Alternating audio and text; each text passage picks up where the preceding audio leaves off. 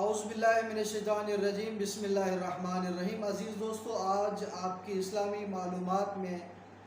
سے ایک نکتے کا اضافہ کرنا ہے کہ اسلام میں سکے یعنی درہم اور دینار یا روپے، پیسے، ٹکے پہ جو نقش کنندہ ہوتے ہیں وہ سکے کی بنیاد کب رکھی گئی، اسلامی سکے کی بنیاد کب رکھی گئی۔ تو آئیے آپ کو ایک بھرپور واقعہ آپ کے سامنے بیان کرتے ہیں کہ یہ ہوا کیا اور کیسے اسلامی سکے کی بنیاد رکھی گئی اور کب رکھی گئی،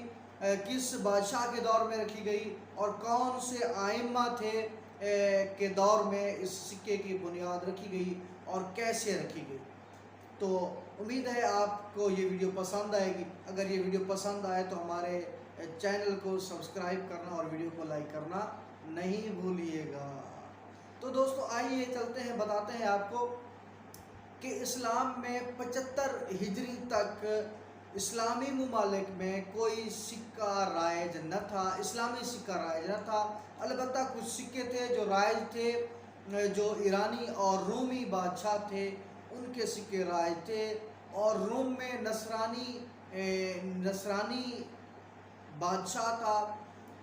اور قیصر روم جسے کہا جاتا تھا، ان کے سکے جو تھے وہ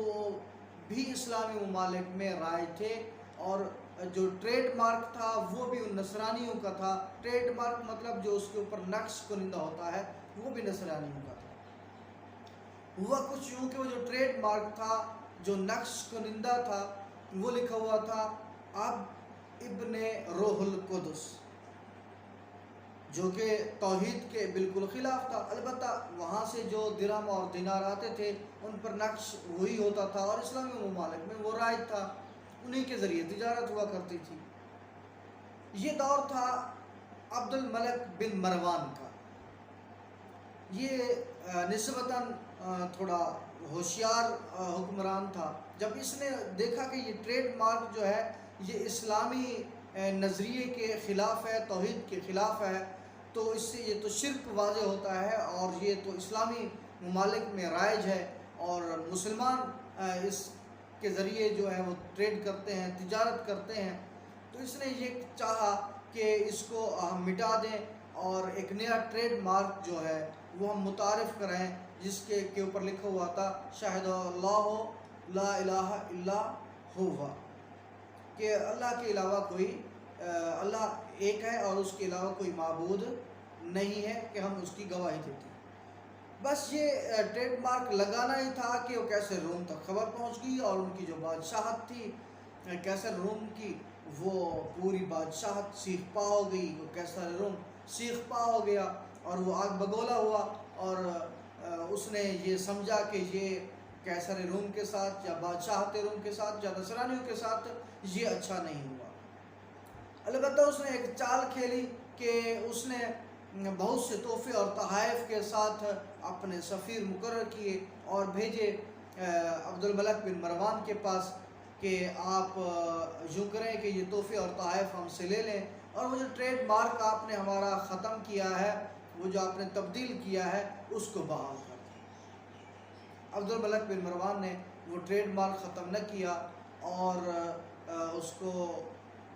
تحفے اور تحائف کے ساتھ سفیر کو واپس کر دیا۔ اب قیصر روم نے جب دیکھا تو اس کو سمجھ رہا ہے کہ یہ کیا ہو رہا ہے۔ اس نے دوبارہ پہلے سے بھی زیادہ تحفے اور تحائف کے ساتھ پھر سفیر بھیجے اور کہا کہ میرا پیغام پہنچا دیں عبد الملک بن مروان کے پاس کہ یہ آپ تحفے اور تحائف مزید لے لیں اور یہ ٹریڈ مارک آپ ختم کر دیں۔ مگر عبد الملک بن مروان اب کی بار بھی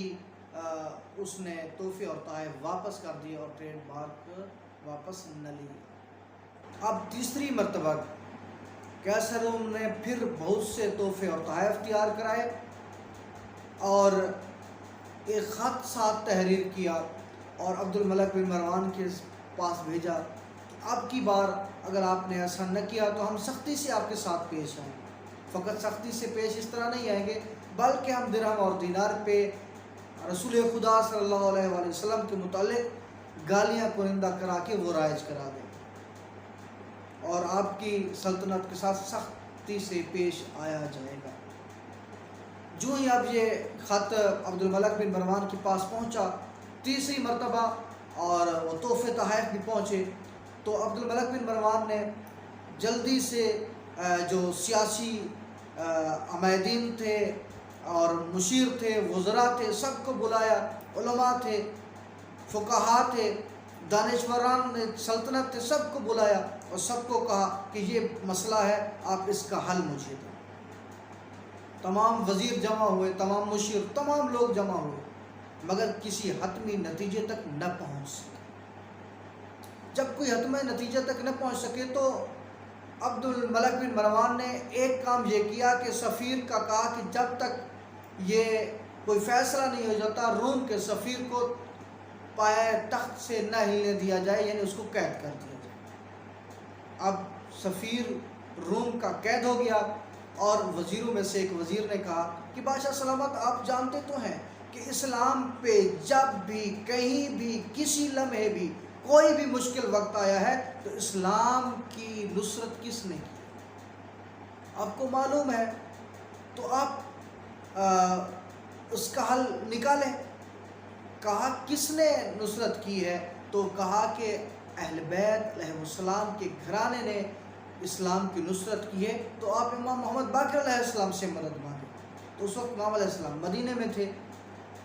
حاکم مدینہ کی طرف خط لکھا اور قاصد بھیج کے امام علیہ السلام کو طلب کیا۔ امام علیہ السلام کے پاس جب وہ خط پہنچا اور امام علیہ السلام نے خط دیکھا کہ اسلام کا مسئلہ ہے، تو امام علیہ السلام نے مدینہ والوں سے کہا کہ کیونکہ یہ اسلام کا مسئلہ ہے تو میں سب سے پہلی فرصت میں وہاں جاؤں گا اور یہ مسئلہ حل کروں گا۔ امام علیہ السلام نے رخت سفر باندھا اور عبد الملک بن مروان کے دربار میں آئے، اور یہاں پہ عبد الملک بن مروان نے امام علیہ السلام کا استقبال کیا۔ استقبال کرنے کے فوراً بعد عبد الملک بن مروان نے اپنی مشکل پیش کی، تو امام علیہ السلام نے کہا یہ تو کوئی مسئلہ نہیں ہے، یہ تو کوئی پریشانی نہیں ہے۔ عبد الملک بن مروان نے کہا کہ مولا آپ کیسے کہہ سکتے ہیں یہ کوئی پریشانی نہیں ہے؟ پوری سلطنت اسلامیہ پریشان ہے کہ قیصر روم درہم اور دینار پہ رسول خدا صلی اللہ علیہ وسلم کے متعلق گالیاں کنندہ کرا دے گا، اور وہ ٹریڈ مارک جاری ہو جائے گا، اور پوری اسلامی ممالک میں بھی وہ پھیل جائے گا اور غیر اسلامی ممالک میں بھی پھیل جائے گا۔ امام علیہ السلام نے فرمایا کہ میں علم امامت سے جانتا ہوں کہ خداوند متعال قیصر روم کو ایسا کرنے کا موقع نہیں دے گا اور وہ ایسا نہیں کر پائے گا۔ ہاں البتہ یوں کریں آپ کہ بہت سے درہم و دینار بنوائیں جن پہ ایک طرف لا الہ الا اللہ یعنی کلمہ طیبہ کو کنندہ کرائیں، اور دوسری طرف رسول خدا صلی اللہ علیہ وسلم کا نام کنندہ کرائیں، اور ساتھ ہی جتنے مسقال ہیں وہ کنندہ کرا کے آپ لے آئیں۔ جب بادشاہ وقت نے بہت سے درہم اور دینار اور بہت سے کپڑوں پہ یہ جو ٹریڈ مارک نیا امام محمد باقر علیہ السلام نے متعارف کرایا تھا کہ کلمہ طیبہ اور رسول خدا صلی اللہ علیہ وسلم کا نام کنندہ کرائیں، تو یہ کنندہ کرا کے جب لے آئے، کہا کہ مولا آپ کیا کریں؟ کہا کہ اب تمام اسلامی سلطنتوں میں اس کو بھیج دیں اور فرمان جاری کر دیں کہ یہ نیا ٹریڈ مارک اور نئے درہم اور دینار رائج ہوں گے، پرانے کو آپ کالعدم قرار دیں، اور جو بھی روم کے بنائے گئے جس میں اب ابن روح القدس لکھا ہوتا تھا، وہ پرانا درہم و دینار جو بھی استعمال کرے گا اس سے سختی سے پیش آیا جائے گا اور اسے تجارت نہیں ہوگی۔ ہاں وقت آنے پہ اس کی مخالفت، اس فرمان کی مخالفت کرنے والے کو قتل بھی کر دیا جائے گا۔ تو جو ہی وہ تمام اسلامی سلطنتوں میں پھیل گیا، بنائے ہوئے تو پہلے تھے، وہ جب پھیل گیا اور اس میں تجارت ہونے لگی، اس وقت مولا نے کہا کہ سفیر کو آپ رہا کر دیں اور کہیں کہ جا کے قیصر روم کو یہ ہمارا پیغام پہنچا دے۔ جب وہ سفیر قیصر روم تک پہنچا اور اس نے وہ پیغام جا کے پہنچایا، تو اس وقت سے پہلے یہ نئے درہم اور دینار رائج ہو چکے تھے، اب قیصر روم سر پکڑ کے بیٹھ گیا. لوگوں نے کہا کہ آپ بھی وہ جو گالیاں تھیں وہ کنندہ کرا دیں. تو اس وقت قیصر روم نے کہا کہ اب میں وہ کیسے کنندہ کراؤں، اب تو میرے درہم و دینار اسلامی ممالک میں رائج ہی نہیں رہے، وہ کلا عدم ہو گئے ہیں، ان میں تو تجارت ہی نہیں ہو سکتی، اب میرے وہ درہم و دینار کس کام کے. تاہم آپ کے ساتھ یہ ہم نے جو بیان کیا، یہ تھے امام محمد باقر علیہ السلام کہ جنہوں نے اسلام کے خلاف ہونے والی سازش کا نہ فقط راستہ روکا بلکہ اسلام پہ جو بھی مشکل وقت آیا، ائمہ یعنی اہل بیت علیہ السلام نے اس کا مقابلہ کیا، اور امام علیہ السلام نے حاکم وقت کو ایک اچھی صلاح دی، مشورہ دیا، جس کی وجہ سے دشمن اسلام، دشمن اہل بیت ناکام اور نامراد